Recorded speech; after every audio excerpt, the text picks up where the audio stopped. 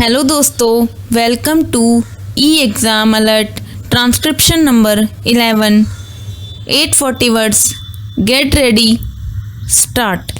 Sir, several questions raised regarding the Defense Ministry and the External Affairs and Irrigation Ministries have been clarified by my colleagues from those ministries. My task, therefore, has been simplified to that extent. Before I go to the questions, financial and economic, raised by several honorable members, I should like to clarify one or two points which are more administrative than economic or financial. One of them was raised by my honorable friend. He raised the question about the recruitment by the assistant superintendents, departmental competitive examination, and particularly about the examination held in 1960. He said that about rupees 6 lakhs were spent for the 1960 examination, and later it was declared that no vacancies were available. He therefore suggested that a definite procedure should be there and the examination should be held according to the vacancies declared in advance, and all persons who have qualified in that examination should be eligible for promotion or for appointment. Sir, I do not know whether the honorable members knows how these vacancies are filled. He probably refers to the section officers grade in the Central Secretariat Service.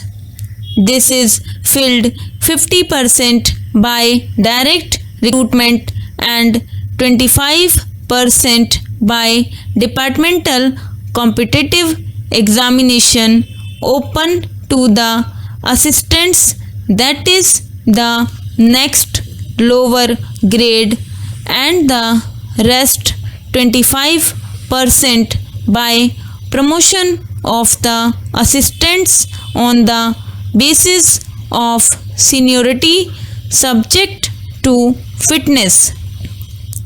The examination, therefore, that he was referring to was a departmental competitive examination for filling 25% of the vacancies. It takes about 1 year for the Union Public Service Commission to declare the results of the examination from the time they take up the question of the examination. It is not therefore possible to declare the number of vacancies to be filled in from the very beginning. To declare them just when the results are out is more realistic, and that is what is done. Sir, if the examination is treated as qualifying examination, the number of persons who will thus become eligible for appointment will be quite unrelated to the number of vacancies to be filled in, and then the very situation which the honorable member wishes to avoid would rise. It would not then be possible to hold any of the examinations at regular intervals, and promotions against this quota would become very fitful.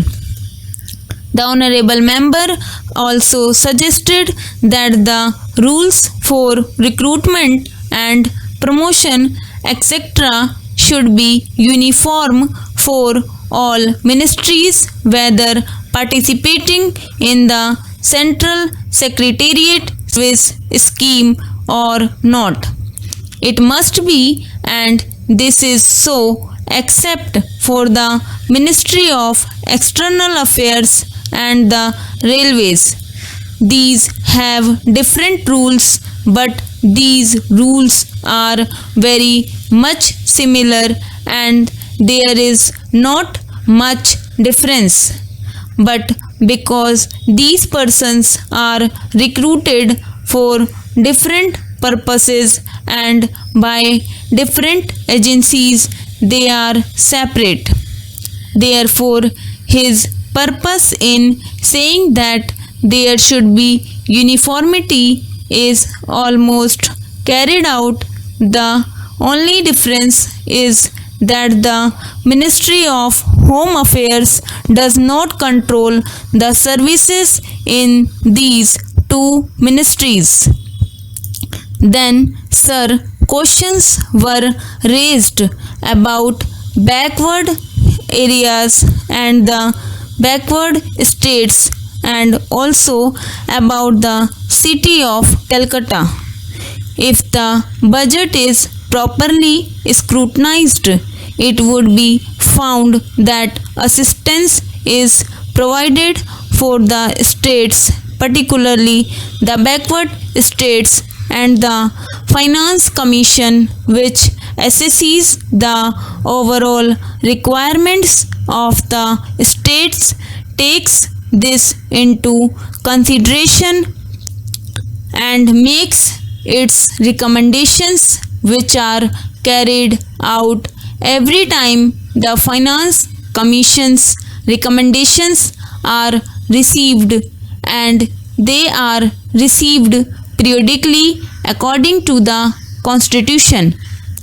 Sir, I would like to give the total amount paid to the states on this account.